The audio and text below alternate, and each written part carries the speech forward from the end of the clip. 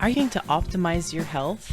Are you looking to get the best supplements at the lowest price? For high quality supplements and to talk to someone about what supplements are best for you, go to takeyoursupplements.com and one of our fantastic True Health coaches will help you pick out the right supplements for you that are the highest quality and the best price. That's takeyoursupplements.com. takeyoursupplements.com. That's takeyoursupplements.com. Be sure to ask about free shipping and our awesome referral program. Welcome to the Learn True Health podcast. I'm your host, Ashley James. This is episode 360. We're in for such a treat today. We have back on the show with us Jennifer Fugo. She was with us in episode 198. So that's a lot of episodes between when we last had you on. We talked about your gluten-free school, which is transitioning. Recently I've just heard that you're now transitioning to have your gluten-free school be underneath your umbrella of jenniferfugo.com. But that's not what we're here to talk about today, but listeners can definitely go back to episode 198 and listen to your story and great advice around going gluten-free.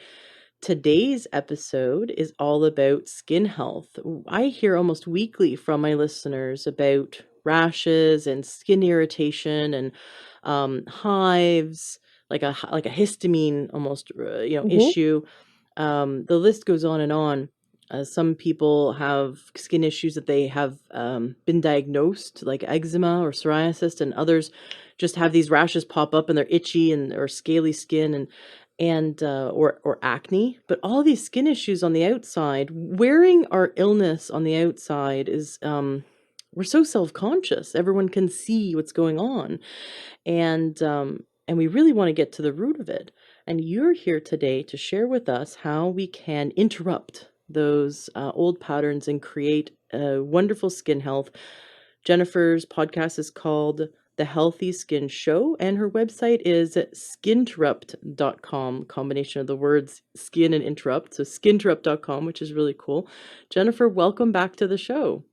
Thank you so much for having me, Ashley. I have to tell you, this is one of the podcasts that I feel deeply honored to be back because you are an amazing person and you've led the charge in helping so many people change their lives. And you just got such a great audience as well. So it's just a deep honor to be here for a second time. So thank you for having me back. Well, thank you. I'm really excited for you to help all of our listeners who have skin issues to resolve them today. For those who didn't get to hear you in episode 198, can you take us back and share a bit about your story and what led you to want to work with people in order to correct their health and heal their skin? Yes. So what was interesting when we talked in the previous episode, it was mostly about the gut issues that I had struggled with. But if we fast forward a bunch, I went to grad school to become a clinical nutritionist because while I had loved working with people from the food perspective, I really wanted to dive deeper into underlying reasons that were driving autoimmune disease and inflammatory conditions and whatnot. And I love biochemistry. I learned that I love it. However, in the process of going to grad school and being under an enormous amount of stress, I started to develop these, I don't know how to describe them other than it would look like these little crystal, like little balls underneath my skin on my fingers. And I was like, what is that? Like, it looked almost like a whitehead, but it wasn't. Like, I couldn't figure out what it was. I couldn't get them. Like, they didn't feel anything. It was just under my skin. I never noticed them before. And as the summer kind of went into full force, the area became increasingly red and itchy. And then eventually those little pustules burst. And I thought, did I get poison ivy? I'm like trying to figure out what this is. I've never had that in my life. And I went to my dad, who's a doctor, and he's like, oh, it's some sort of dermatitis. And I was like, dermatitis? What is that? Well, it turns out that I did not have some like random dermatitis. I had developed a condition called dyshidrotic eczema, which affects, it's a type of eczema, but it affects the hands and the skin, the hands and the feet, excuse me. And fortunately, it only affected my hands, which has its good positive benefits because I didn't have a problem walking. But in the same respect, affecting the palms of your hands can have a major detriment upon your life. And so that summer, I watched as what became these little rashes turn into massive, massive patches of red skin that covered the palms of my hands, up the sides or the webbing of my fingers, down the tops of the fingers, and even started to destroy the nails themselves. Mm. And you might say, like, oh, that stinks, your hands are itchy. Well, let me just tell you that if you've never had eczema on your hands, and I'm not saying that it's any better or worse than anybody else's different types of eczema they have, but it's a real challenge to open doorknobs. I couldn't exercise anymore. I had a really hard time holding anything. I had to wear these blue gloves that I bought at a like a Home Depot, so a home like renovation store, because I couldn't touch anything. I couldn't wash my hands anymore because water burned so badly. I couldn't wash my hair or take a shower. Wow. It really impacts your life a lot. And what's interesting is, like, if you have rashes elsewhere, you can cover them up a lot of times with clothing. But when it's the palms of your hands and it's the middle of summer, it's very difficult to avoid when you meet a new person to not shake their hand. And when people see that your hands look all red, rashy, oozy, like you have some sort of infection, people don't want to touch your hands to shake your hand. And so I began to feel not just I was in so much physical discomfort, but also this horrible sense of being dirty or disgusting, like almost like you're a leper in Mm. modern day.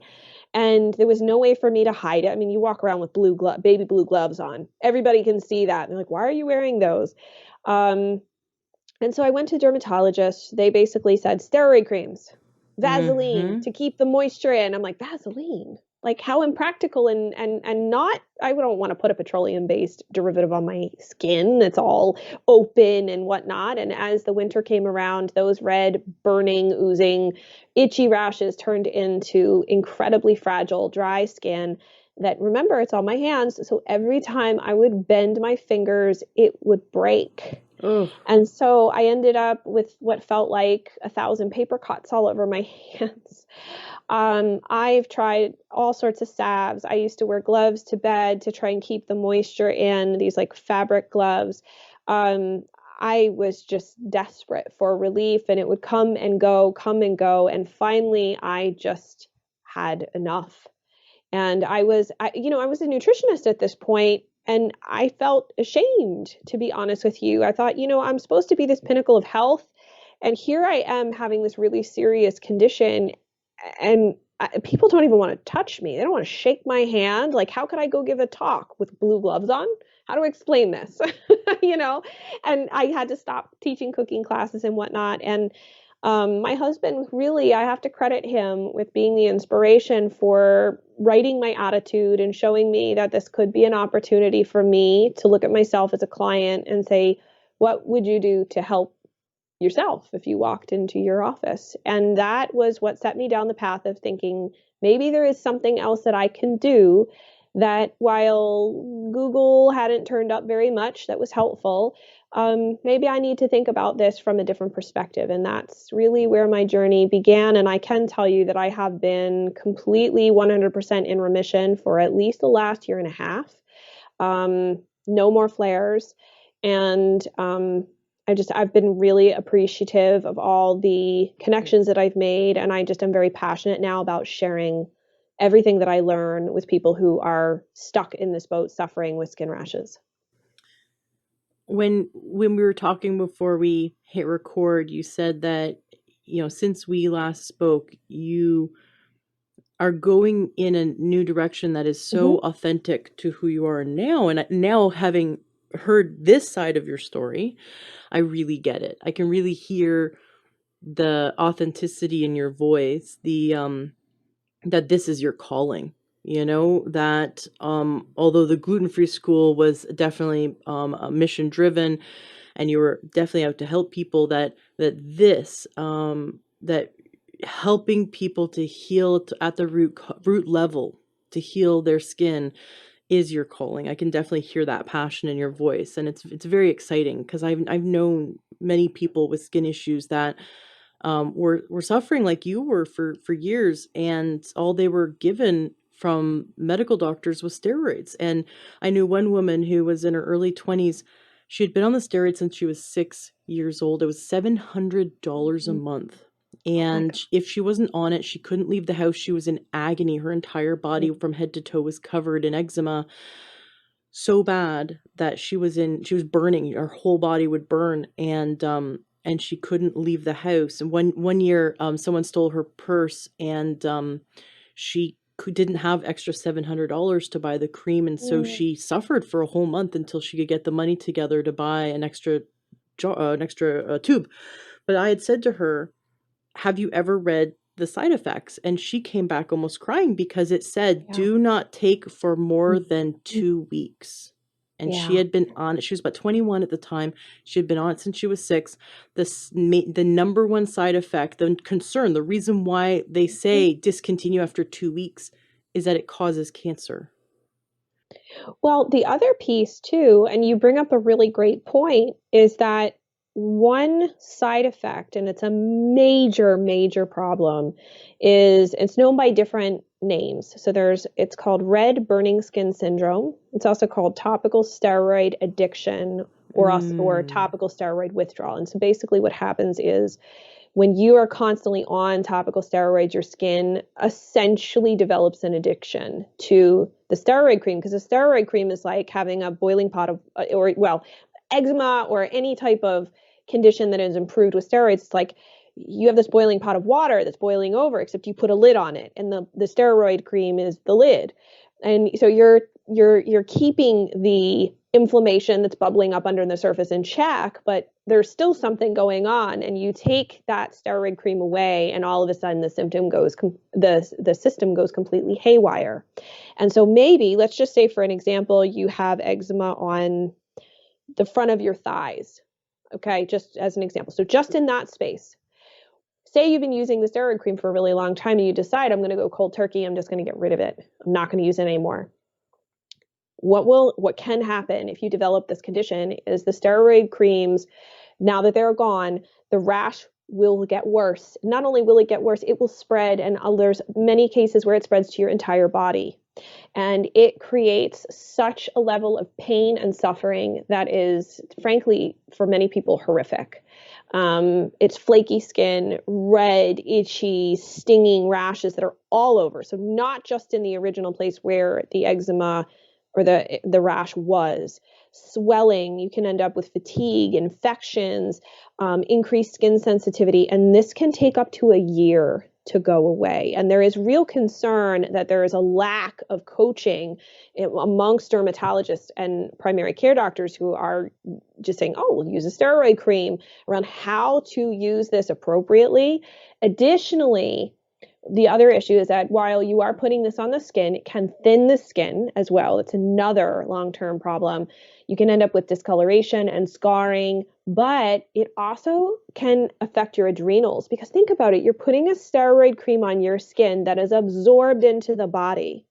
And so there is really fascinating yet sad research demonstrating that the long-term steroid cream use does impact adrenal gland function, and it's even worse in children and babies because you're so small and so young. So, I'm not saying anyone listening to this should stop using their steroid creams or throw them away. I think there's a way to use them responsibly while you're trying to do other things. I certainly did use it on my journey, which I'm happy to talk about too, how I, made my shift. But I want to just caution anyone listening to go, oh my gosh, it's like poison, I have to throw it away. Don't do that. Right. Well, neither one of us are doctors. We cannot prescribe Exactly. drugs. We cannot tell people to get off of a prescription. You definitely want to work with your dermatologist when Mhm. titrating off of a medication or, off of a skin cream that is medicated. And I like your idea of, why don't we come in and work on the root cause, nutrify the body, correct the diet and lifestyle, like figure out what happened that created this illness in the first place, and heal the body that way, and get the body so strong that we can come off of the steroid cream slowly, healthfully, while we're bolstering the body, and then we can have a smoother transition. So is that what you did? Did you have a smooth transition? No. No. Did you just Not throw out in, your cream and go cold turkey? no. So God, goodness, no. There's no way. I was having trouble sleeping through the night. I would Mm. wake up sometimes and had discovered that I was scratching my hands in the middle of the night and in ripped gashes in my skin. There was no way. And so, again, the goal is always to use, I mean, obviously discuss it with your doctor, but the goal is to use the steroid cream as little as possible and least frequent as possible. So try to space it out. And there's different theories on, like, you're on for so long and then you go off of it, and you sort of alternate back and forth. I would just try to use it as sparingly as possible. But in actuality, it's interesting you mentioned the root cause piece. There's a lot of root causes. Right now, I'm up to 16. There's a overlap amongst a few of them. But I have recently, it was 15. I recently added 16th, which is actually drug reactions. Um, Mm. a lot of people don't realize that there are medications, very common medications, that can trigger your skin rashes, and even things like psoriasis. There are actual medications with psoriasis that can trigger problems. So it's important to understand that it's not just a skin problem. I think that's an important place to preface this conversation. Your body, I like to think of the body as like ancient technology. The way it tells us things and communicates and sends us messages is sort of like through smoke signals. I wish it was computer technology, but it's not. Then we would be like, "Oh yes, my vitamin A is low." We would just know that right off the bat, but we don't. Instead, we have to get all of these random symptoms, or we're like, "What exactly is going on?" And the other piece to this is that the skin, as far as priorities of organ systems are concerned, is the lowest on the totem pole.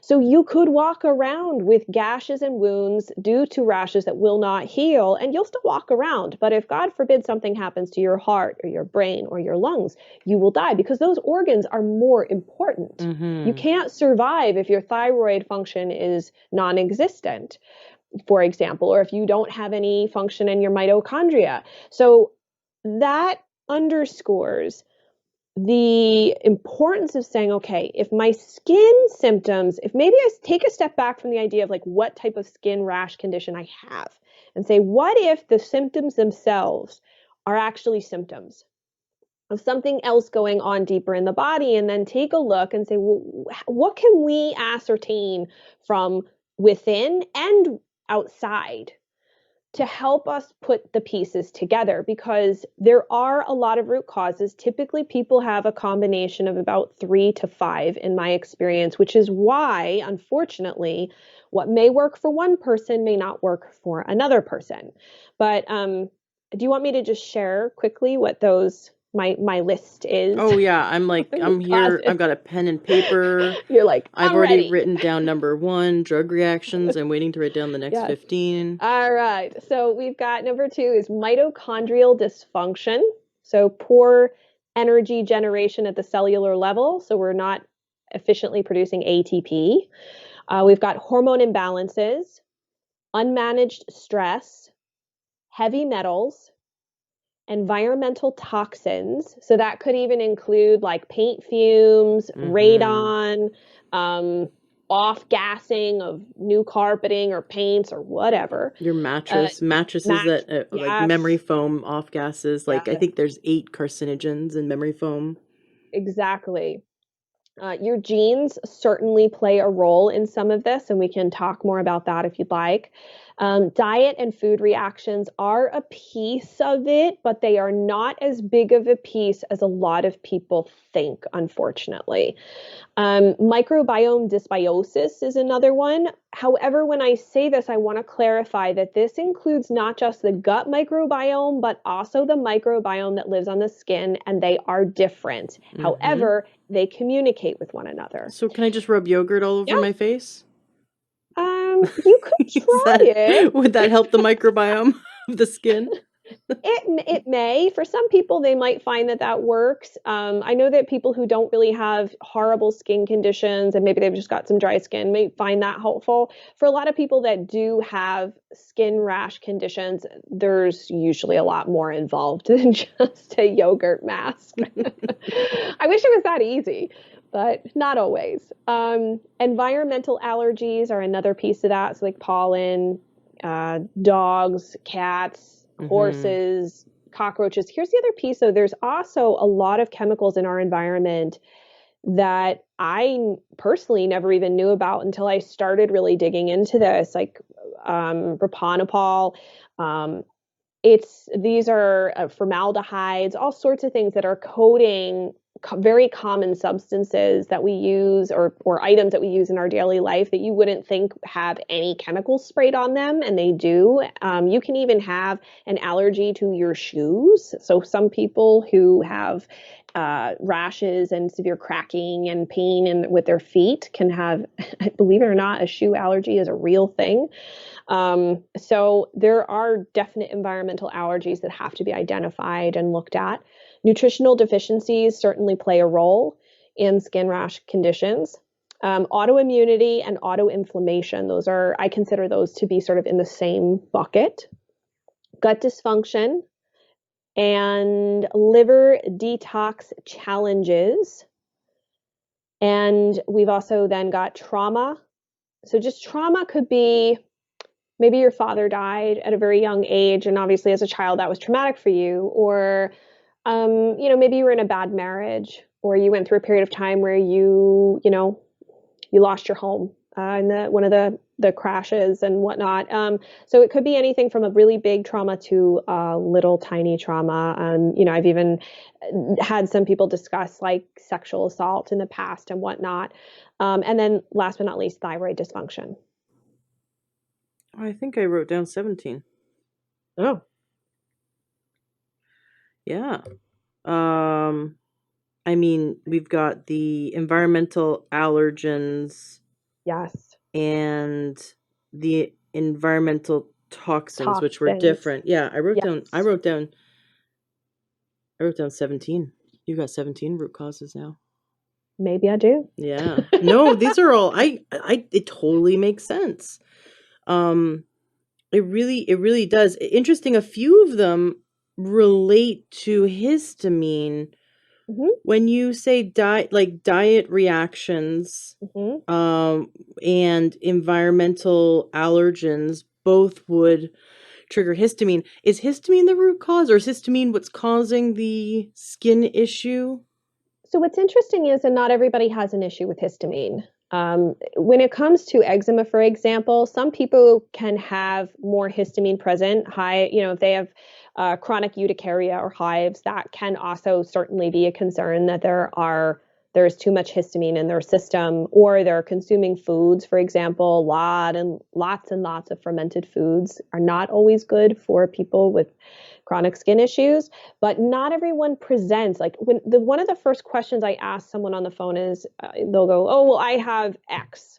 And I go, "Okay, can you please tell me the symptoms of your experience of that particular skin condition?" And they sometimes pause and they're like, "Why? That's what I have." And I'm like, "I understand, but your symptoms are going to be different than someone else's. And you can't assume that because you have eczema or you have psoriasis, it's the same exact problem that's triggered this issue." And Mm-hmm. and so I have had clients who some have histamine issues, and that's associated and a part of their eczema, for example. And I have other clients with eczema who have no issues with histamine at all. Very cool. So histamine isn't at the root cause, but it can be sort of the trigger for some. Exactly. Okay. Exactly. How do you feel about going through each one and unpacking them? Oh my gosh. I don't know that we have time for all of that. But we can certainly can talk about a few of them. I think, the one that we started with, number one, the drug reactions piece was the most shocking to me because a lot of people assume that over-the-counter drugs are safe. And again, this conversation is not meant to at all demonize medication because, like, my dad's a doctor and a surgeon. And frankly, I don't necessarily think with skin issues we should throw the baby out with the bathwater and say that, oh, we don't need any of the medications that are available. I don't actually think that's entirely true. I think there's a time and a place. And whatever you do choose to do, you should jump in with your eyes wide open. I think Mm-hmm. that's the biggest piece is people are promised that, oh, if you take this pill or you get these shots, you're going to be better.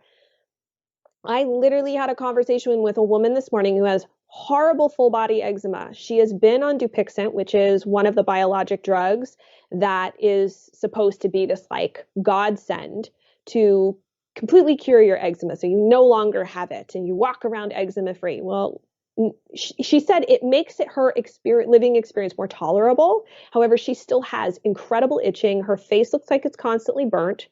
And so the Dupixent has not fully addressed her issue. And she's like, I can't live like this. I need to find out what is driving the inflammation underneath the Mm-hmm. whole thing. Mm-hmm. So, for example, like with psoriasis, there was some really surprising drugs, and I only found this out because a woman who tuned into my Eczema and Psoriasis Awareness Week last year had written me and said, "Hey, did you know that a blood pressure medication could actually cause your psoriasis?" And I was like, "Excuse me?" And so it turns out that these are very common medications. They're called beta blockers. So Mm-hmm. and as well as ACE inhibitors. Those are two classes, and then there's also angiotensin receptor blockers. And so all three of those have the potential to trigger or worsen psoriasis for people. Um, Other ones that you might also be surprised about are like lithium. So if anybody is having, you've been taking lithium to help with your mood and whatnot. So shockingly, you can have skin-related side effects in up to about we see that when about up to 45% of people who take them and Oh, who take wow. those supplements. Um, Anti-infection medications. One very common one is like Plaquenil. There are people who take that. That can cause flares in about 31% of people who have psoriasis.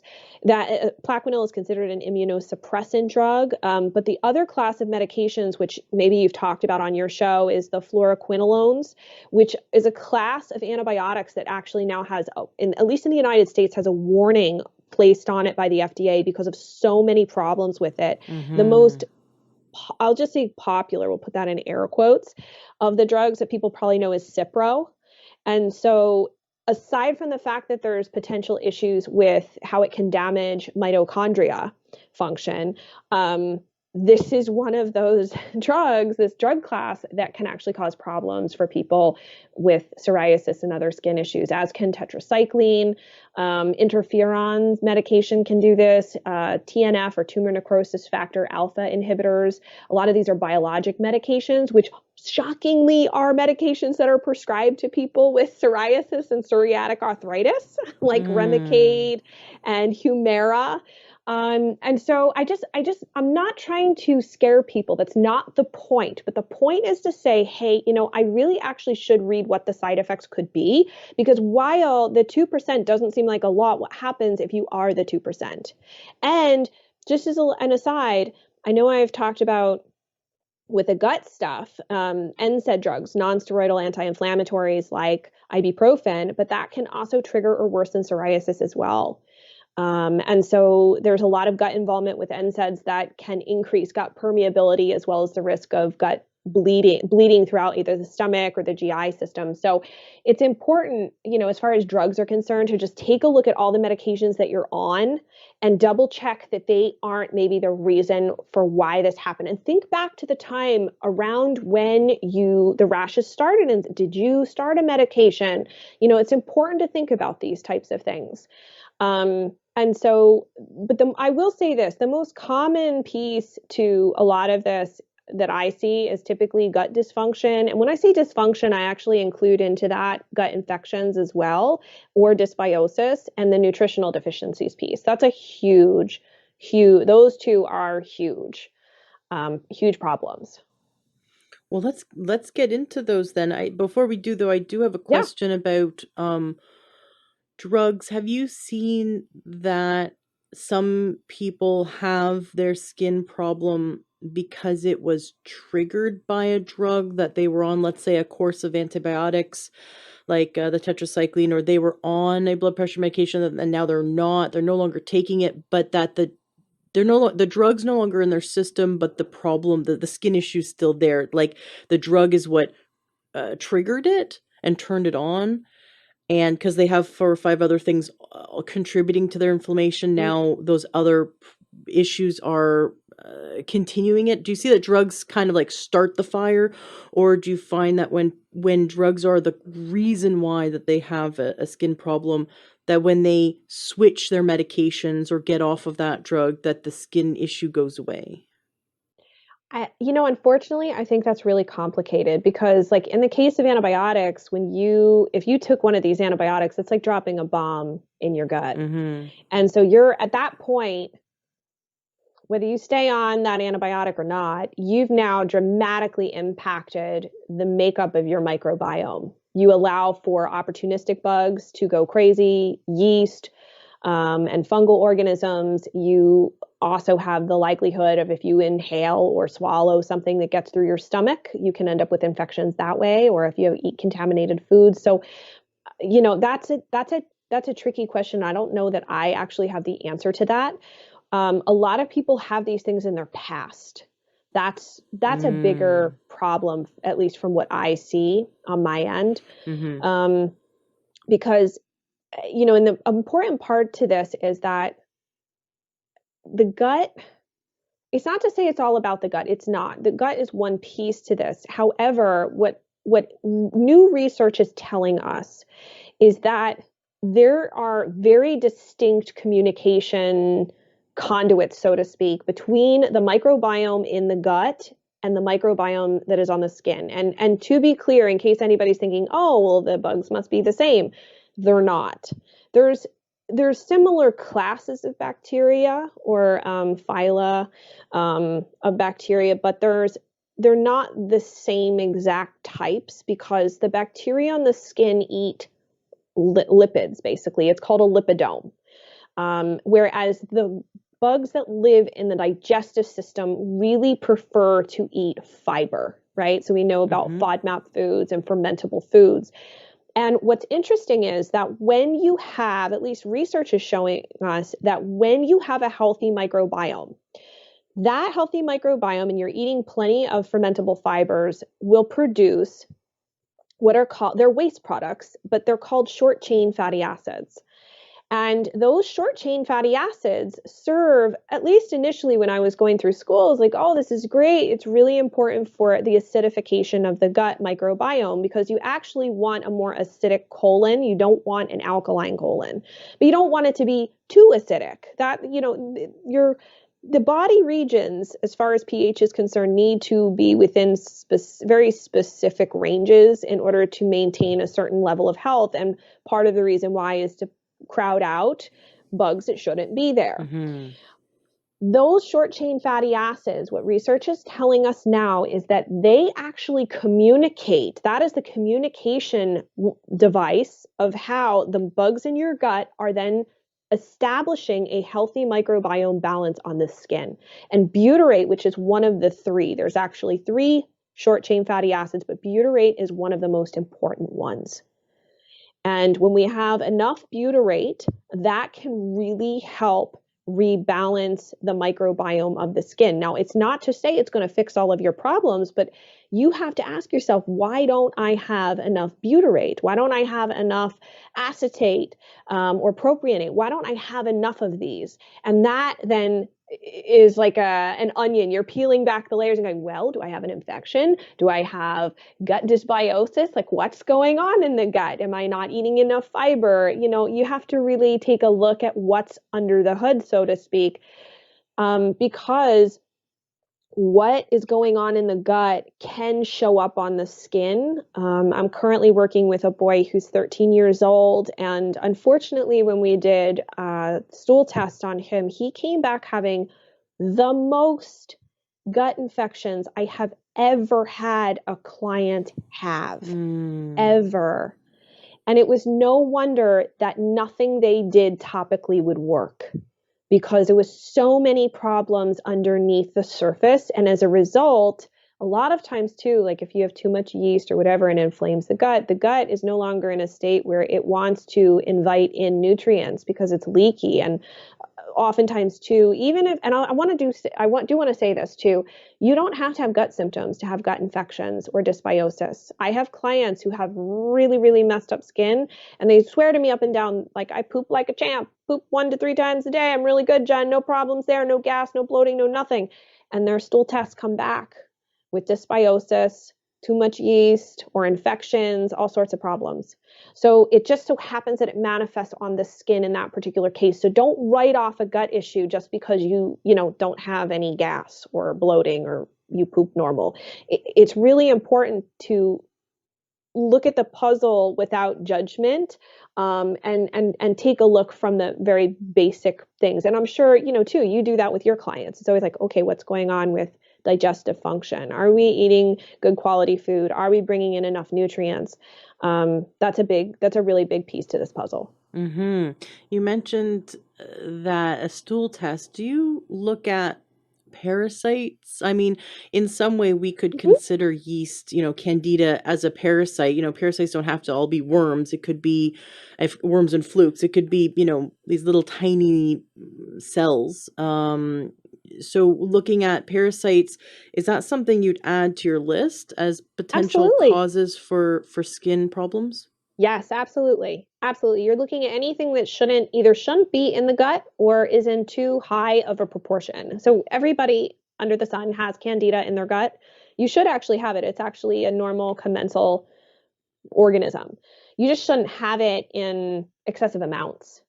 And we're looking for fungal organisms and all different types. It doesn't necessarily have to be Candida albicans. But yes, absolutely. Giardia, like anything that really shouldn't be there. There are certainly ways if we suspect, for example, that, somebody's traveled extensively overseas.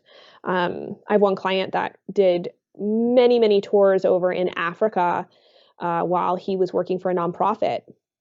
And so he's living in the villages and eating their food. And I was like, you got to get checked for worms. You have to, because you have worms and parasites because you have a level of potential exposure that most people don't have to that. And like his dermatologist can't figure out what's going on. So, absolutely, you're looking for anything. So it's not just that too, it's also gut function, making sure that you have enough stomach acid, that you've got enough digestive enzymes being produced by your pancreas, and then also too that you have enough bile. So if you don't have your gallbladder anymore, you're not able to absorb fats. And as I said, nutritional deficiencies are a big piece to this. If you don't have enough vitamin A and vitamin D, which are both fat soluble, or your gut is just super leaky, so you have a higher incidence of steatorrhea or fats being lost out of the stool. If the gut is super leaky and unhappy, you can end up with keratosis pilaris, for example. That's a very common sign of vitamin A deficiency, where you get those little like chicken skin bumps on the back of the arms and whatnot. But vitamin D Mm. is also very important for the skin as well. So yeah, I mean, the gut is a big first piece to consider. I love that you pointed that out. I was getting on the examination table when I was pregnant. My naturopath held my arm to help me, giant pregnant lady trying to get on the examination table, and her hand touched my elbow and she went, "Oh, you're vitamin D deficient. We need to increase your vitamin D." And I'm looking at her like, "What are you, psychic? You just touched me and you know I'm vitamin D deficient?" She goes, "No, you've got these dry patches on your elbow." And I'd never had them. And I reached over and touched my elbow. I'm like, "What is going on?" I could sand wood with this skin on my around my arm. Like, it wasn't just on my elbow, it's all the skin around my elbow was like sandpaper. And she said, "Yeah, that's typical vitamin D deficiency." Sure enough, increased my vitamin D, went away. I was like, "What? Mm, How can that is so cool." But you're right. If someone doesn't have their gallbladder, or if they're not, their diet isn't, their digestion and their diet isn't allowing them to um, take in the fat soluble vitamins, digest them, and absorb them and hmm utilize them, then we can end up with skin problems, because those are the raw building blocks the body needs to create skin. What's amazing about skin is that it is the reflection of our internal health, and it's the early warning system. It's the canary in the coal mine. It is, we, instead of being upset when we have a skin problem, and rightly so if we're suffering, but instead of being upset, we can take on this level of excitement.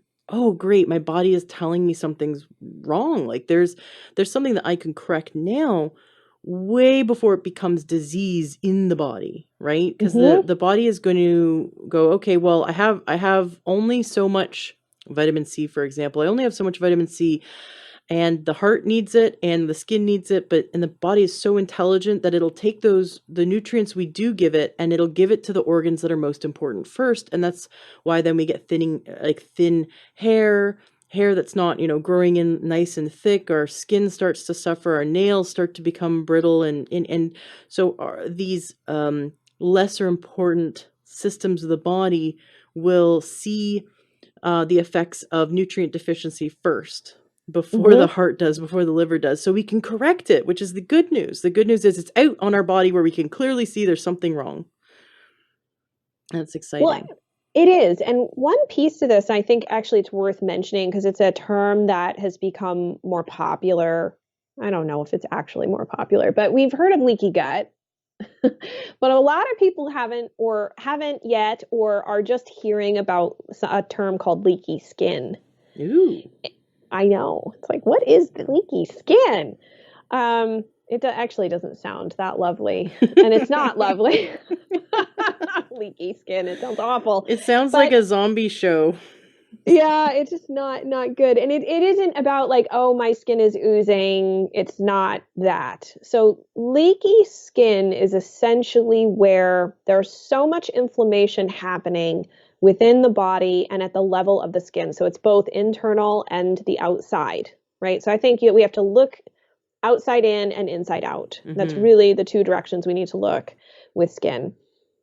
So and actually let me just break this down a little bit for people so they're thinking like, how do I end up with inflammation on the outside? The outside, yes, could certainly be due to a microbiome imbalance. You could have staph infection or overgrowth of any number of things, but also just itching in and of itself increases the inflammation in Mm-hmm. the skin, which is another reason why I said don't just throw out your steroid creams because you do to some degree have to try as you're working on the quote unquote alternative and natural stuff. You have to maintain some level of not just sanity, but to decrease the amount of gashing that you're doing to your skin trying to stop or quell that itch.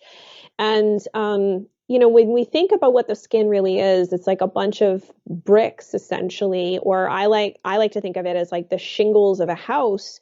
And at a certain point, we start to see a breakdown of the glue that holds the shingles together in one nice pattern that will help A, retain moisture within the skin, but also B, keep things very smooth and lovely looking. And what's really fascinating is that there is this gene called filaggrin. And we see that there is an increased rate of filaggrin dysfunction. So, filaggrin is a gene, but it also codes for a very specific protein called filaggrin that helps keep the skin barrier nice and tight. And what we start to see is when inflammation elevates, it disrupts the way that the gene is coded. And you start getting this sort of like funky filaggrin that can't really operate correctly. And so, what's fascinating in a lot of the research that I've done and the interviews that I've done is that people, for example, who have hand eczema have a higher increased risk of having just an actual genetic SNP in filaggrin. But you don't necessarily have to have a SNP in it to have an issue with the way your body produces filaggrin. So I talked to Dr. Peter Leo, who's a very well-respected and brilliant dermatologist, and he had said that really just any level of inflammation, whether it's from scratching or it's internal, will cause a disruption in the way the body produces filaggrin. And so it's critical to try to reduce the inflammation no matter what you need to do, because that is really a big deal. And I just want to also specify that this isn't just affecting people with eczema. It also affects people with psoriasis. And I would likely assume that it probably affects people with other chronic skin rash conditions as well, though I don't have any data on that. There are other genes out there that we, should be aware of per se, but typically the genes, if you've got an autoimmune condition like psoriasis or scleroderma or something like that, there are typically genes associated with those conditions. So there is some level of genetic susceptibility. As far as eczema, I think filaggrin is probably the number one gene to really pay attention to. But I will say this, there's no way, I think, inexpensively to get tested for this. I don't know if you can find out from a 23andMe test.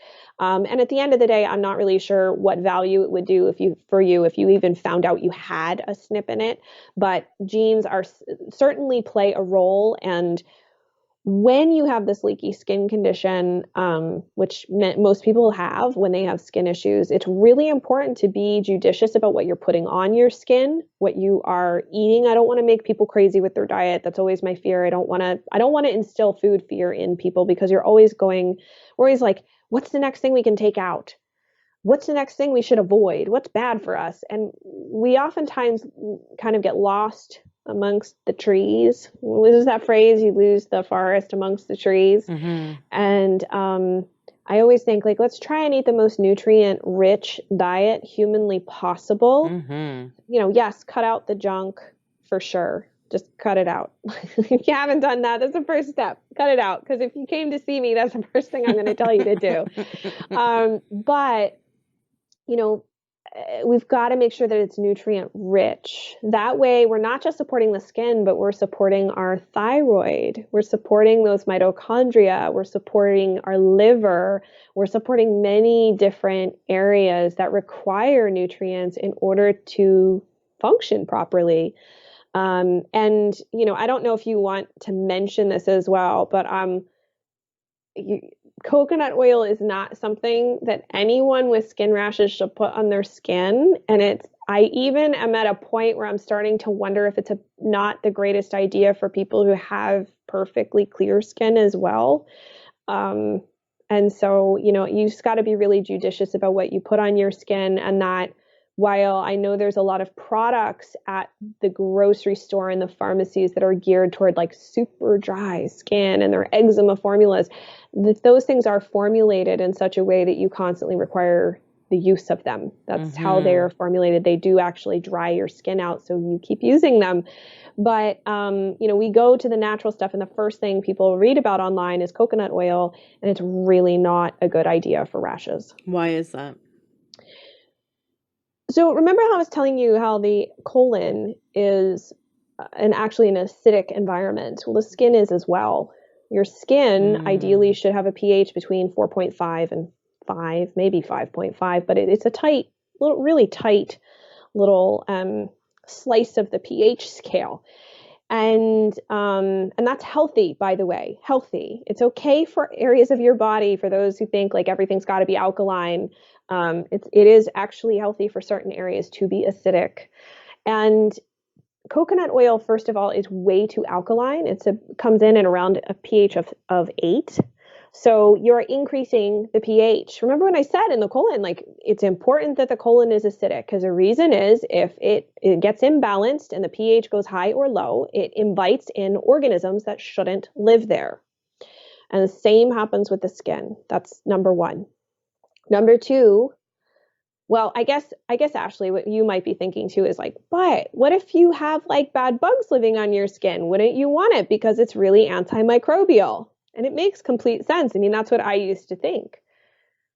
But unfortunately, coconut oil is so incredibly antimicrobial that it decimates the microbiome on the skin, leaving it wide open for opportunistic bugs to take up residence, which is not what you want. So if you already have, right, so you got the skin rashes, we know right there, you've got some state of leaky skin. You've also likely got a dysbiosis on the skin as well. Is it really smart? Think about it. Like, would it make sense at that point to just throw antibiotics into the gut, right? If you know you've got dysbiosis, would you just throw antibiotics in? You'd be like, no, that doesn't make any sense. So why would you do what is essentially, I'm not saying coconut oil is an antibiotic, but you have to understand that the level of antimicrobial capacity of coconut oil is way too high for your skin. And oftentimes, what do people do then? They just put oil on the skin. Well, the bugs don't just like magically repop back up. They don't reappear.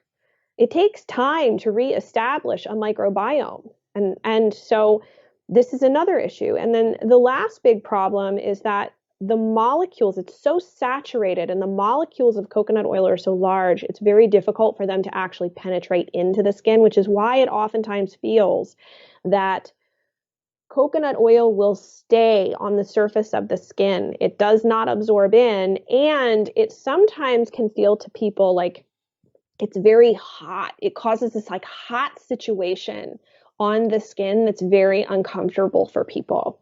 And so it makes it difficult then for the skin to breathe. I've even had a few people describe it to me as like, yeah, it kind of felt almost like I had like saran wrap around my, my arm or whatever. And I just didn't put two and two together. And I will say, just from a clinical perspective, I have had more and more clients who have discovered that it was actually causing almost like an allergic reaction. So like I have one client that she had severe swelling across her face and her eyes, was all red, super itchy. And she had already had a rash there and read online somewhere on someone's website that you should use coconut oil. So she started using coconut oil and it was getting worse and worse and worse and worse. And she couldn't figure out what the problem was and finally came across this article that's on my website about the issues with coconut oil. And once I advised her to stop, within about a week, she noticed such a significant improvement. She's like, I have almost no rash on my face anymore. Like, I had no idea that it was actually the coconut oil. And we have a ton of comments from people who have acknowledged that coconut oil either made their skin rashes worse, or like I have one woman, a massage therapist, had commented that she would always use coconut oil on clients in the massage table, and her hands as a result have gotten so bad from using coconut oil. So I love coconut oil. It's not to demonize it nor to say that it's bad, but I think maybe we've gone a little too far in assuming that it's good for everything. And, I've talked with experts who have done testing on the antimicrobial capacity of coconut oil, and they advised me that it was not a good option. I've also talked to anestheticians who have a lot of experience in formulation and working with people with chronic skin conditions, and they too also said it is really one of the worst choices. So you've got to look at your skincare products. If it's maybe one of like, with skincare ingredient labels, the same applies as food. So the first ingredients are the highest concentration and the lower ones are the least. If it's really in, I would say, the top 2/3 of in the ingredients, that's probably not a good product for you to be using. There are some instances where it may be okay. Like for me, wouldn't mind if it's one of the probably top 2/3. I wouldn't use it if it was the first at all. But I don't have skin rashes anymore, and I don't use a whole lot of oils anymore on my skin aside from like jojoba and whatnot. But if you've got skin dysbiosis, I would not go anywhere near coconut oil. So what, and I know everyone's different because someone might react to aloe and the other person thinks it's wonderful. So you can't, there's no blanket statement. We all have to do trial and error. But what are your favorite ingredients that are helpful for supporting skin health when they're also working on healing themselves internally? I love jojoba oil because it is the closest to the human sebum as possible. Mm. So it's just very nice. It's also inexpensive as well. Sesame seed oil, not the stuff you cook with, but the actual stuff made for body care is can be great. It just I find that if you're in a cold environment or it's the wintertime, it's great because it's very warming. In the summertime, it's probably too heavy. And it also has a really intense smell, so you might not want to put that on as your daily oil. Um, Trying to think what are some other good ones. Avocado oil can also be a great option. Believe it or not, olive oil is a really good option as well. There's also some really interesting, good research on sunflower oil and eczema. And as far as herbs are concerned, I mean, goodness, calendula is Hmm. amazing, assuming you don't have an allergy to like the daisy family, because it is a part of the daisy family. Hmm. So just make sure if you've got outdoor allergy, pollen allergy issues, you just want to make sure that that's not one. I love stinging nettles, but more so to support the liver. Hmm. That can oftentimes be important. And even quercetin, which is, I guess it's not an herb, it's more like a micronutrient. That can also, so stinging nettles and quercetin together can be a really amazing support for histamine, number one, but also, just it's a great antioxidant as well. Um, and as far as the skin is concerned, I mean, I think one of the biggest things is to stop showering every day. I know that sounds very simplistic, but we oftentimes overshower and we are depleting in the same respect, overshowering and over sudsing. You do not need to suds your entire body. It is absolutely unnecessary unless you're really filthy and whatnot. But a lot of times the water is enough and you should only be sudsing the armpits, the groin, and the rear end. That's it. Hmm. The rest, unless you're really filthy, water will suffice. You'll be good. And showering every day can be really tough. My suggestion, and again, I'm not a doctor, but see if you can get down to showering every other day or every 3 days. That way, we're just reducing the depletion of the healthy flora. And also, too, don't be afraid to get outside and be in the dirt. I think there's some incredible research that's coming out too about like the circadian rhythm and being out in the sun, assuming you can tolerate it, getting your hands in the dirt, assuming like me, you didn't have some sort of hand eczema issue, but exposing yourself to healthy bacteria, it can be super, super important. And a lot of times the disconnection with the outdoor environment and excessive amounts of stressors in your life certainly play a role. Absolutely. Stress is huge. I like that you said get out in nature. Yeah. Is it that, I mean, obviously you're getting vitamin D from the sun and you're decreasing stress from bathing in nature, but like digging in the dirt, gardening, for example, Mhm.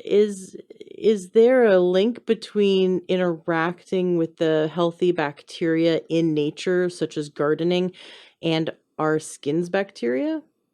Absolutely.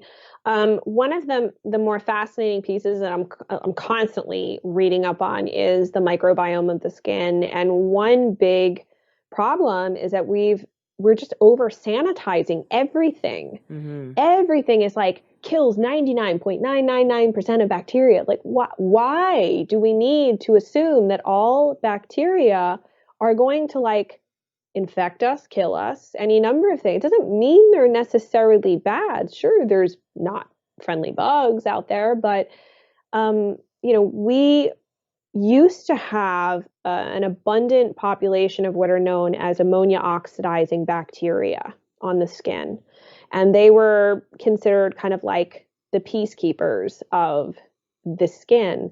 And we're now seeing this rise within the skincare industry of companies that are essentially engineering probiotic based skincare products to help reestablish that microbiome.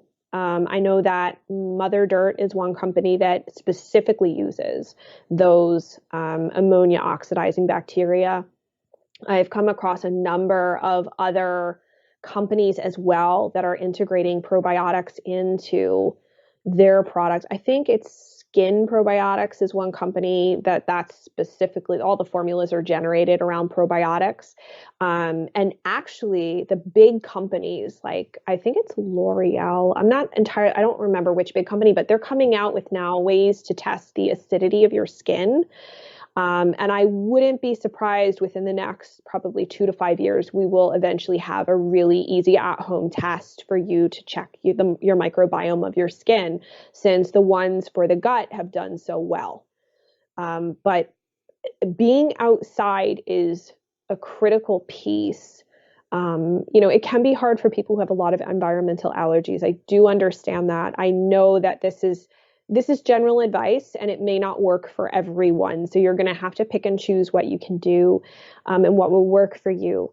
But stress reduction is important, not just for the body as a whole, but stress can be a major trigger for so many things. There's a lot of people that have found the connection between stressors and their skin rash flares. Even with like psoriasis, for example, there's some interesting research showing that there's a real decrease in serum melatonin in people who have psoriasis. And when we have low melatonin, it can make it very difficult to sleep at night.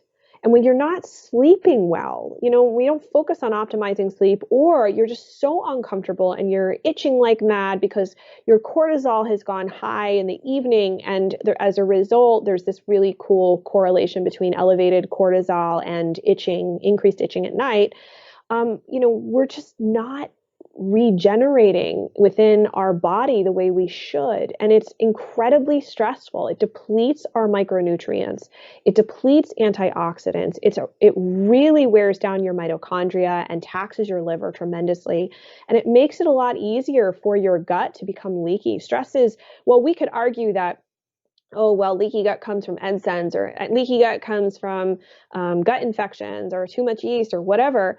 Stress is also plays a huge role in what happens in your gut. It affects everything. So we have to take that seriously and consider the solutions. I want to put that in air quotes, the solutions for stress reduction as seriously as, say, the supplements you might want to go buy. Because oftentimes what I find, and I don't know if this has been your experience as well, Ashley, but a lot of times people are like, oh, do you have a supplement? Can I just take a supplement? And I'll say, but could you sit for 2 minutes a day and breathe? Well, I'm really busy. I'll try. And then we'll talk a month later. I'm like, so how did the breathing exercises go? I did it like once and then I kind of forgot. But I assure you, they've taken all their supplements just fine. And I don't mean, I'm not laughing at anyone. It just makes me chuckle that the thing that's free oftentimes tends to be the hardest things for us to comply with, because we don't perceive the value of them to be as great as something that maybe cost you $39.95. I can charge anyone who's listening. I will charge you $39.95. And I'll sit with you for 2 minutes a day. We'll get on the phone and you'll breathe. You can just pay me and I'll just sit on the phone and you'll breathe. And then you will value reducing your stress. I think, well, you know what? People can pay to go to meditation classes and yoga classes, and you can pay for apps. There's Calm Beats or something. You can pay for the pro version. There's things we could pay for to perceive more value, but you're right. The best ways of reducing stress are free. Walking, journaling. Yeah, right. You and I are on the same wavelength. Breathing. and, Even hugging, or laughing. put on your favorite music and sing and dance in the comforts of your own home. Like dance like Mm-hmm. nobody's watching you. There is something so freeing to that and uplifting. Prayer, mantras, like whatever faith you are, there's prayers and there's ways to meditate in pretty much any religion. Like, even just going to I'll be honest with you too. I mean, if you're really also feeling very down and out, like reach out to someone who's a professional and talk to them, because the other piece to this is that these skin conditions are incredibly debilitating. They can be at times very painful. They are very embarrassing. They cause a tremendous amount of shame, and there also is a really sad increased risk of suicide associated with many of them. Mm. And so I think it, there's no level, I'm on these Facebook groups and people say, I know this sounds so stupid, but I don't know where else to say this. And I just need to say it. But, my mother-in-law keeps picking on me about my skin, or this friend of mine made some nasty comment. And you know what? Those are not little things. When you're in the midst of suffering and the people around you, I know that most of the people mean well, but the way that they go about it, because it can't relate to what someone's going through, it Mm-hmm. really isn't helpful. And so, for anyone listening to this too, if you're like, oh, my sister has eczema or my husband has psoriasis or whatever, if you're listening to this, just understand that sometimes we just want someone to be present for us. We don't necessarily want a solution or you to tell us how we don't know how to wash our hands or we don't know what type of soap to use. It's not really helpful. And oftentimes you just want somebody to hear you, to listen to you. You don't necessarily want advice. But also if you're really feeling very sad, Ashley, is one of the biggest pieces. If you're really feeling hopeless, go talk to somebody, because there are people out there who understand. I mean, I think living with skin rashes, which I did for about 3 years, is really living in hell, to be honest with you. So I understand so acutely all the pain that people go through every day. And then on top of it, I work with clients now. So I am privy to a lot of the things that they're going through that I maybe didn't. And it is stress and traumas are a big piece to this. And if you're not a woo-woo person, like I'm not super woo-woo, and I thought it was kind of woo-woo to be like, oh, the stress or traumas in my past might cause my skin rashes. Oh yeah, sure. Guess what? There is actual scientific research to Mm-hmm. back that up. And so understand that all the times when we have to go out in public and you've got rashes everywhere, it is traumatizing. Every time people make comments or they just have that stare and they won't stop staring at you, and they're not really looking at you, they're looking at your skin, trying to figure out whether they want to be near you, that is traumatizing. It is stressful. We just want to feel accepted. I'm not comparing it at all to people who have those more like hidden diseases like Hashimoto's, where people think you're lazy because you're tired, and you're not. It's just a different type of hell that people go through. And know that no matter where you are on your journey, that there are people that understand you and that get you, and you don't necessarily have to go it alone. There are other things that you can do, even if you feel like you've hit a wall and the doctor or dermatologist just shrugs and doesn't know what else to tell you. There are other options out there. And that's the big reason why I started Skin Interrupt, because I felt like the way that we were addressing these issues is so failed. And it lacks empathy and understanding of the daily struggles that people go through. And that at this point, I cannot understand why it is acceptable to allow people to walk out of someone's medical office time and time again in so much suffering and pain. And so that's why I started Skin Interrupt. I want to pull the curtain back. And I also, not just to help people find the alternatives that may work for them, but to also say, hey, dermatology, we need to get with the program. This is not acceptable anymore. We need better options. And guess what? You also have an obligation to tell your patients about all these other things that you are not telling them. And what's cool about the Healthy Skin Show is that It is the opportunity that I have, all these connections, and we're like connecting with researchers and doctors and nutritionists and dietitians and even people who have gone through it and been there or still in the midst, but can talk about their story in an empowering and uplifting way. I'm sharing all of that with people because I don't know what exactly your 3 to 5 root causes may be, but I want to make sure that there is no excuse anymore that the research that's out there, for example, doesn't ever see the light of day, because all of us deserve to know that there is incredible research going on that could impact our health. There are ways to do things that can dramatically change your daily experience living with skin rashes, maybe even help rebuild skin that's healthy. But we're just not getting it from our doctors, and we need them. Don't get me Mm-hmm. wrong, we need them, and I would love to bring them into the fold. And I'm working and collaborating with doctors right now who are working in a more integrative way Mm-hmm. and want to see this get out there. But we as patients, we also need to demand better.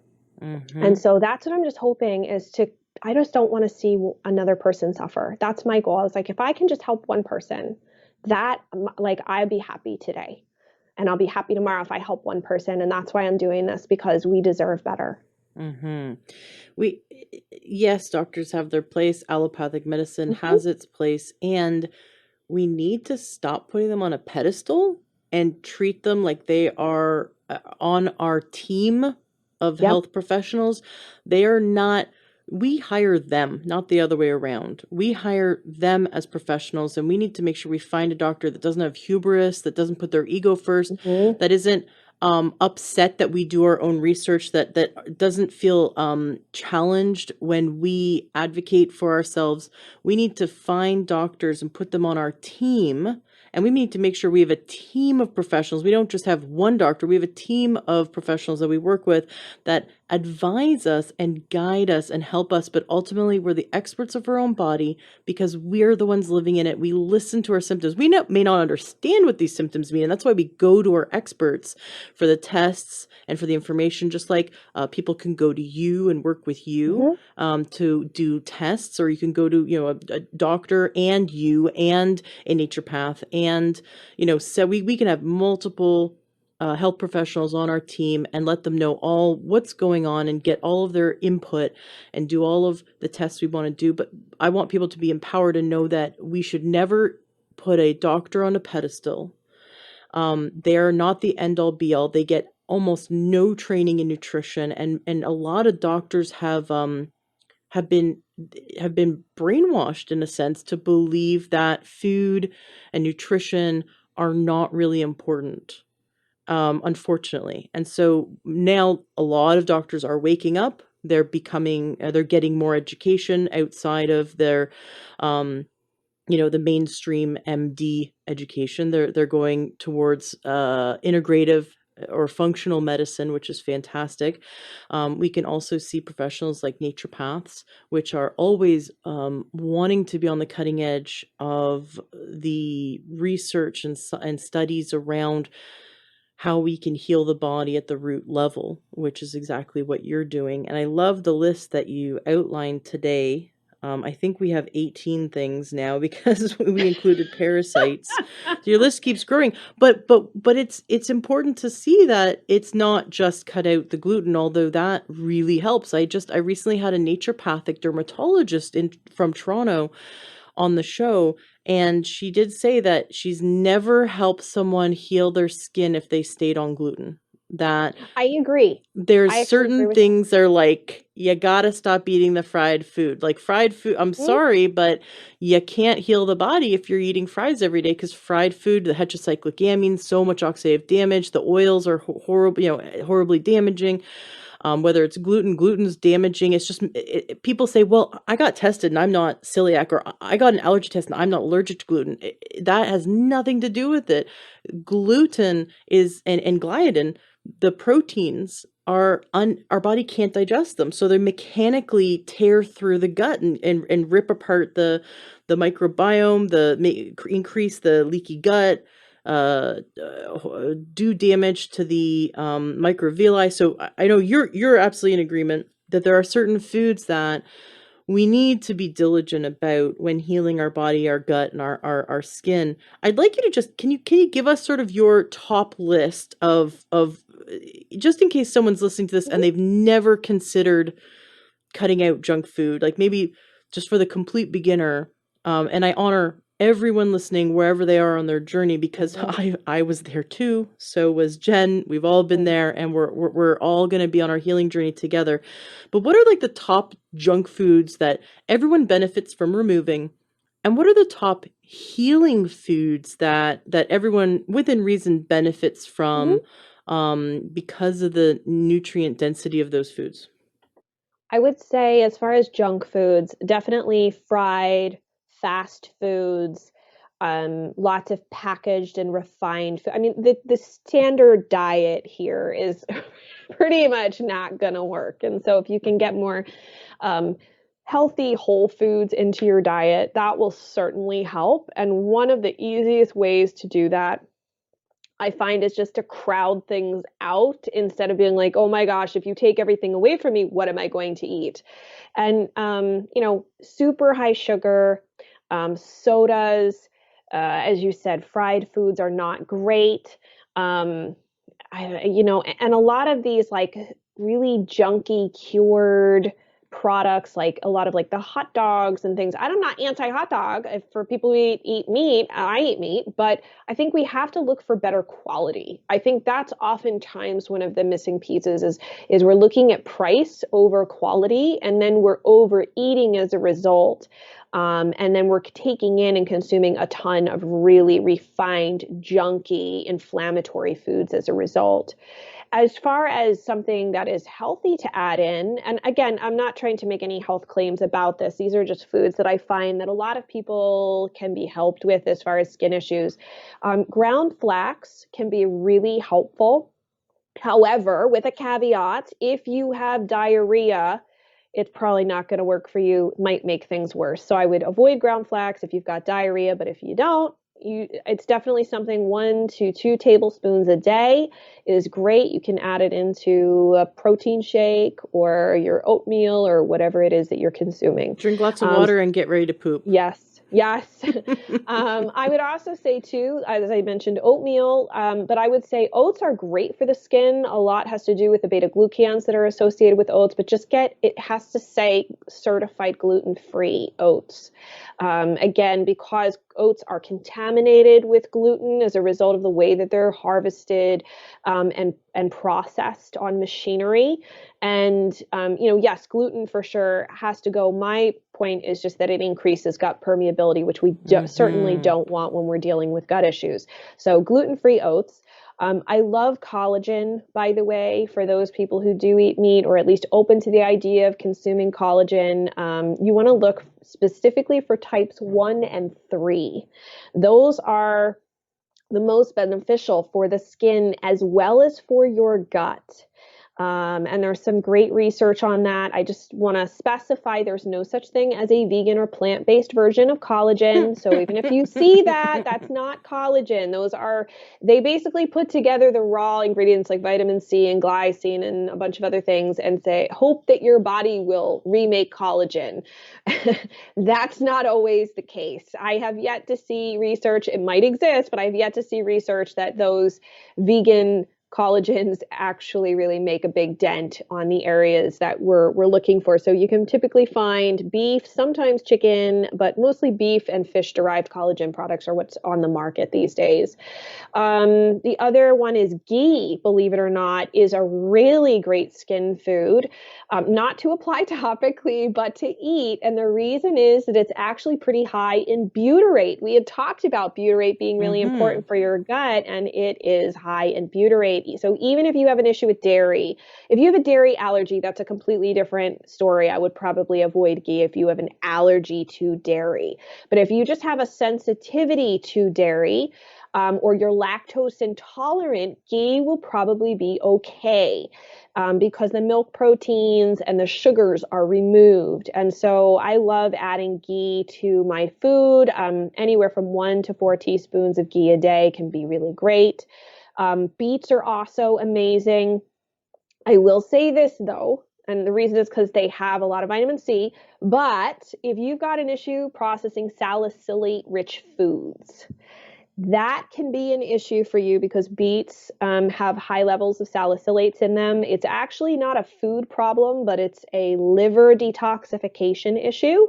And so if you're finding that beets and other high salicylate foods trigger flares and whatnot, then you may need to increase the amount of glycine and B6 in your diet, and maybe even some magnesium to help your liver process the salicylates, which are phytochemicals naturally occurring in these foods. And I'll also add to this, if you're on methotrexate because you have psoriasis, beets may be something best to avoid because it actually can interact with the medication. And last but not least, salmon. I love salmon. I think it's a really great option because of the omega-3s. I would encourage you to get wild-caught salmon as opposed to the Atlantic salmon, just simply because wild-caught is typically better and has more omega-3s than farm-raised salmon. Those would be my go-tos as far as like superfoods for skin. My husband and I have been, I don't want to say allergic to dairy, but we cannot tolerate dairy. Absolutely cannot. If something is dairy is hidden in food, I am in massive pain. And I can handle ghee just fine. So can my husband. We don't eat it anymore, but when we did, everything was fine. It was really cool Mm-hmm. because you can get ghee that says does not have any Yep. casein, does not have any lactose. Yep. Yeah, so And what's really funny is that I recently discovered that there's such a thing as goat and yak ghee. oh my gosh. So it doesn't have to just be from cows. You can order it online. I had no idea, and it actually tastes very good. It's not quite the same taste as cow's milk ghee, but it does taste like ghee. It was just different. So if you're really really like afraid of cow's milk, you could certainly try those versions as well. What about the GAPS diet? It's meant to heal the gut, has a really high in collagen, lots of bone broth. Are you in alignment with the GAPS diet if someone wants to heal their gut? I'll be honest with you, the only problem with like diets to heal the gut is if you have infections, they're not going to do much. Mm. And so, because I just see such a high incidence of infections, it's the same goes with AIP. It's great, but if you're not seeing results after 3 months, you have something else going on. I mean, I've talked to Mickey Trescott a ton about this, and she's like, people keep pressing on and on and on, hoping that something's going to change. And in reality, the whole time they've had gut infections, and the diet's not going to fix that.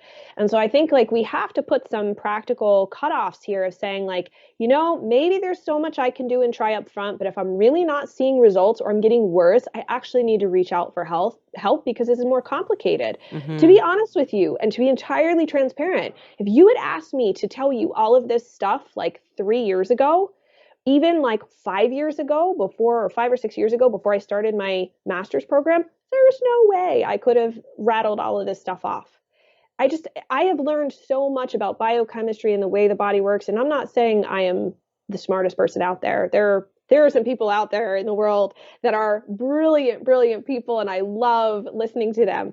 But you can't expect to be an expert in every single thing. I'm not messing around with my pipes if I think I got a leak or if I think there's a problem with my electricity in my house. I'm calling an electrician. And so there's no shame in reaching out and asking for help because the longer you allow things to go on, and also too, you have to be careful if you start eliminating a lot of food from your diet and you don't know what you're deficient in and you're not bringing those specific nutrients back in, you can end up causing you just dig the hole deeper, and it takes a lot longer to dig yourself back out. And so sometimes if you're just like, I don't know what to do, I'm overwhelmed, it's good to ask for help. And just know too that while there's a psoriasis diet, there's an eczema diet. I've had, I don't know how many people have been on them that I worked with, and they've changed their diet. They've done all sorts of low salicylate, no histamine, or low histamine, or gluten-free, dairy-free, egg-free, sugar-free, yada, yada free, whatever. And they're on such little foods and they're not getting any better. So I'm not saying that food doesn't have power, but I think because sometimes the chronic skin issues are so complicated, you can't just assume that food, unfortunately, will fix them all. If it does for you, that is awesome and kudos to you, but it does not for everyone. Mm-hmm. Right. And that's why there's 18 things that we need to look at. I mean, we have to look at all of them. And like you said, most people have like 4 or 5 or 6 issues at once, like everyone is stressed. So check, okay, everyone's got stress, right? So we just have to go through the list and go, Exactly. how can we all support our liver? I think we could all benefit from liver support. How can we support, detoxifying? How can we support the diet in a way that's the most nutrient dense? How can we support getting the good bacteria back in alignment on our skin and in our gut, and Hmm. get the parasites out, and heal the gaps so that we don't have the leaky gut or the leaky skin? And so you just kind of, it's everything. It's It again is. it's holistic. um I have a friend, and I've mentioned this story before on my show, so listeners who've listened to a bunch of episodes might have heard it. But I have a best friend in Toronto, and she's in her 60s, and she was born with ichthyosis. It's a very rare skin condition where much of her skin, I think something like 70 or 80% of her skin, was covered in very thick scales, that would chunks of skin would fall off her and bleed. And it was like you'd see sort of piles of what looks like sandpaper around, because they would fall off of her. I mean, she's such a wonderful woman. But she was born with this, and her father had it. And if you look at the old textbooks on ichthyosis, all the pictures of Mm. the condition are her father, because in Canada they studied him. So they took pictures of him and put him on all the textbooks, and they said it's genetic. There's nothing you can do. Well, she's always been into health, so she ate as healthy as she could. She's been taking supplements for well over 30 years, well, probably over 40 years, and just general health stuff, right? And she noticed that she could get it to kind of calm down a bit, and she had to do a morning and a night routine. She'd make her own topical agents and rub herself from head to toe morning and night. And if she didn't do this, then she would not be able to walk. It would be so horrible to her hands, her feet. She Mm. couldn't move her hands. Back about 8 years ago, I had met one of the naturopaths that trained me, that I mentored under, and he was actually in Toronto at the time giving a lecture. And I called her up and said, "You have to go see him and just suck his brain out and just absorb as much as you can. This guy's amazing." And so she raised her hand when it came to question time, and said, "I have ichthyosis." And he stopped her and said, "It's not genetic. Don't listen to them. Here's what you need to do. You need to stop eating gluten," was his first thing. He gave a list of about 12 foods, just that actually the same foods he Hmm. tells everyone to avoid that are generally unhealthy, which you pretty much Yeah. went through the list. And then he says, and here's the good things you can eat. And he goes, "You need to take very high doses of," he goes through the list of all the fat soluble vitamins. She had had her gallbladder taken out in her 20s. Oh, well, we need to help your body digest fat. So he gave her sort of the rundown. And she had already done her years and years of research on her own, and health stuff. And she had gotten it so that it was under control, but it was managed, but it was still there. It was still present. Mm. Well, about 5 years of doing his program, because it's, something that takes time, she now, she's been totally 100% of remission for a few years.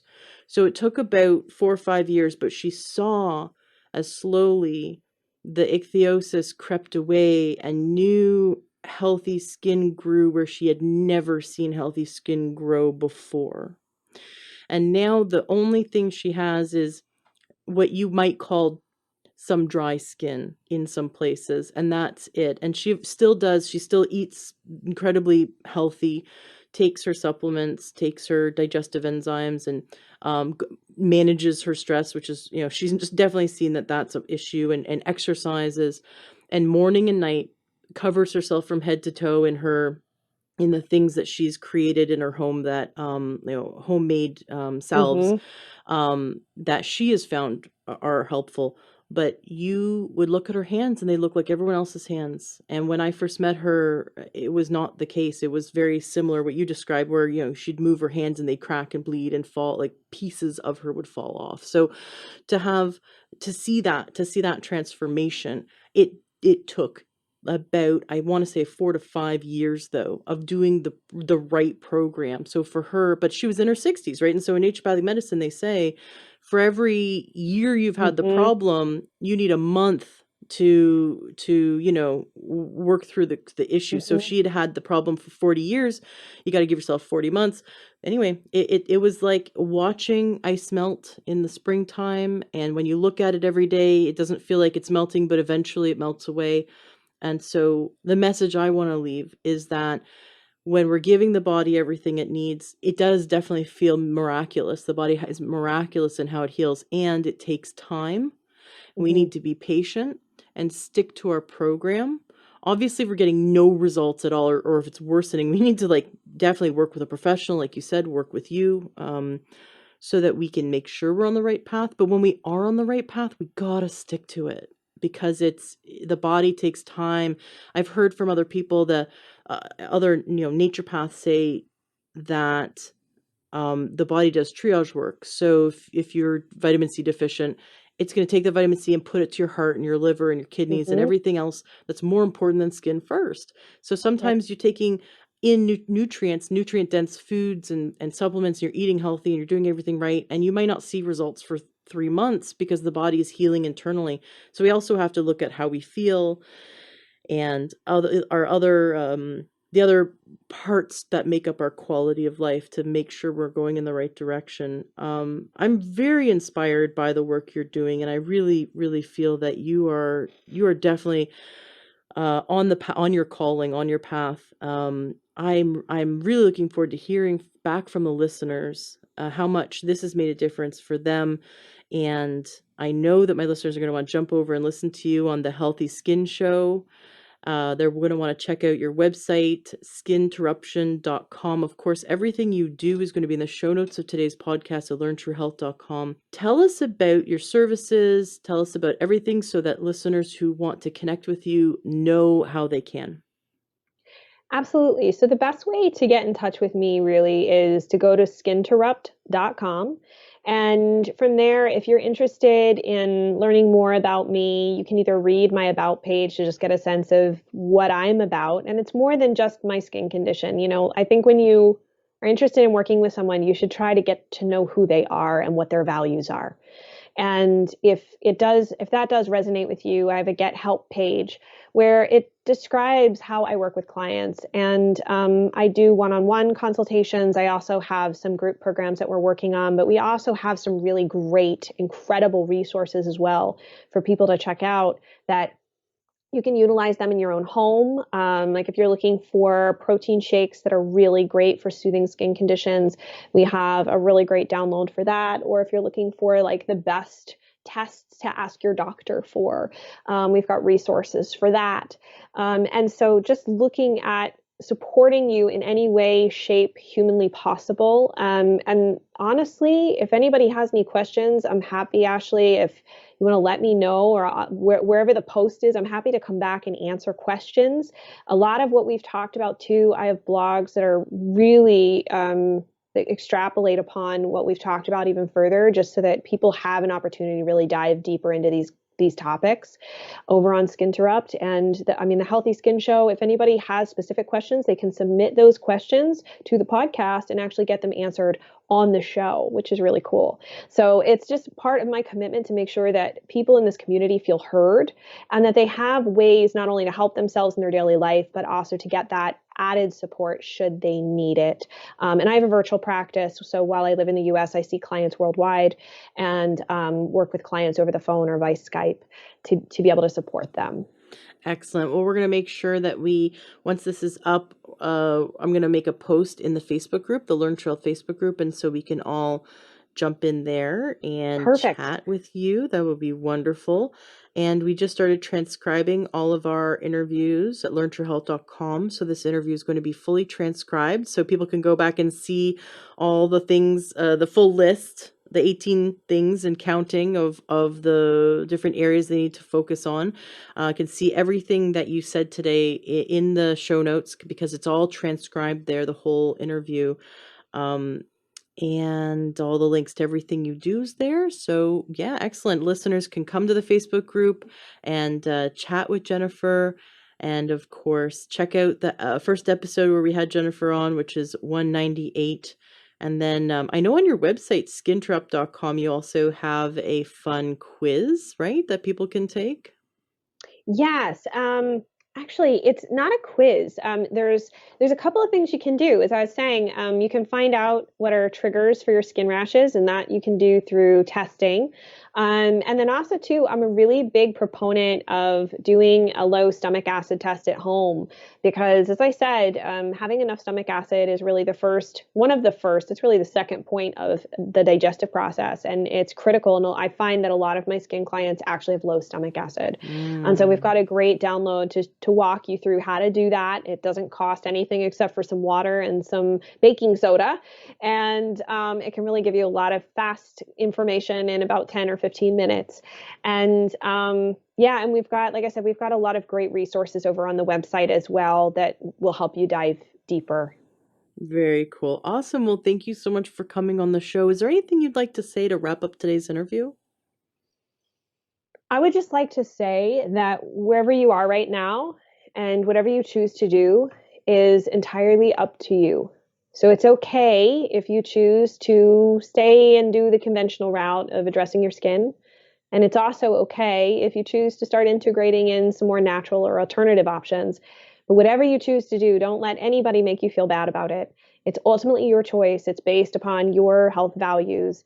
And the goal is always, I think, to figure out a way to help your body rebuild healthier skin by rebalancing yourself from the inside and the outside. And I hope that this is a really great jumping off point for some people, and just know that it is possible to support your skin better. There are more resources out there, and I hope that I can be a co-pilot with you on that journey. And I just appreciate you for tuning in and also, being a part of Ashley's tribe, because I know how passionate you all are about living your best lives. And I'm appreciative for the invitation to be here. Wonderful. Thank you so much. Hello, true health seeker. Have you ever thought about becoming a health coach?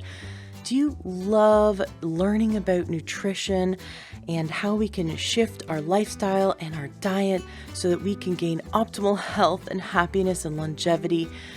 Do you love helping your friends and family to solve their health problems and to figure out what they can do to eat healthier?